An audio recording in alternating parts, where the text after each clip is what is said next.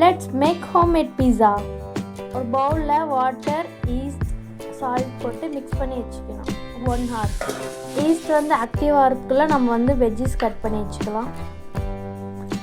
வந்து mushroom, onion and capsicum cube சைஸில் cut பண்ணி வச்சுக்கணும்.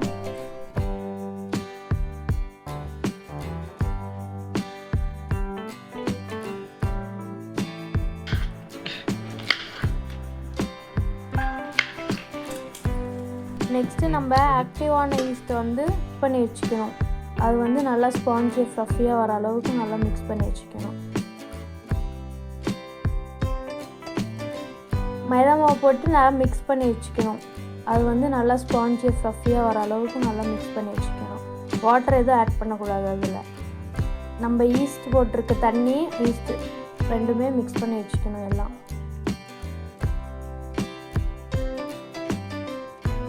டோ மாதிரி மிக்ஸ் பண்ணி அது வந்து ஒரு 2 hours வெயிட் பண்ணி வச்சுக்கணும்.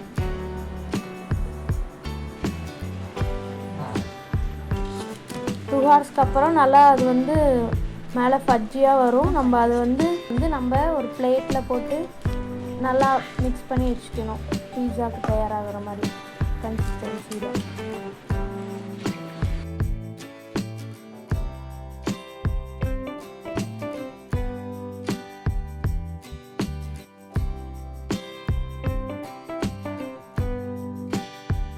நெக்ஸ்ட்டு பீஸா பேனில் அந்த டோ போட்டு நல்லா பீஸா ஷேப்புக்கு உங்களுக்கு என்ன ஷேப் வேணுமோ அந்த ஷேப்புக்கு ரெடி பண்ணி வச்சுக்கலாம்.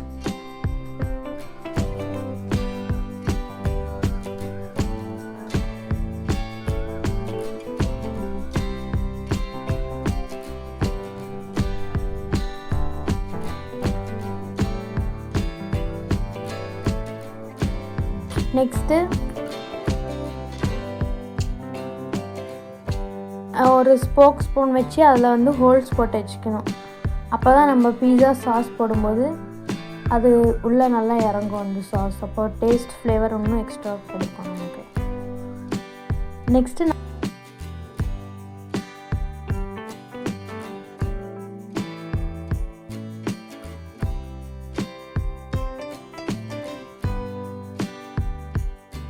நம்ம அந்த ஸ்போக் ஸ்பூன் வச்சு பண்ணதுக்கப்புறம் நம்ம பீஸா சாஸ் ஆட் பண்ணணும்.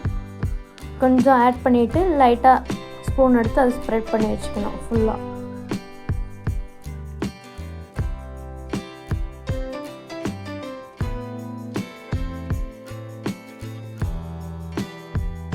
நெக்ஸ்ட்டு சாஸ் எல்லாம் ஆட் பண்ணதுக்கப்புறம் நம்ம வந்து வெஜ்ஜஸ் மேலே வைக்கணும். Like onions, capsicum, mushroom. Next நம்ம வெஜ்ஜஸ் எல்லாம் வச்சதுக்கப்புறம் மேலே லைட்டாக டொமேட்டோ கெச்சப் ஸ்ப்ரெட் பண்ணிக்கலாம்.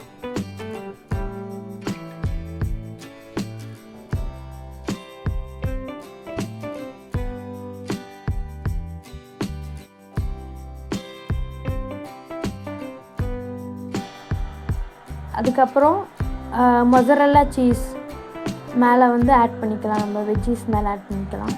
அது இன்னும் ஃப்ளேவர் எக்ஸ்ட்ரா கிடைக்கும் நமக்கு. நெக்ஸ்ட்டு நம்ம அவனுக்குள்ளே வச்சுக்கலாம்.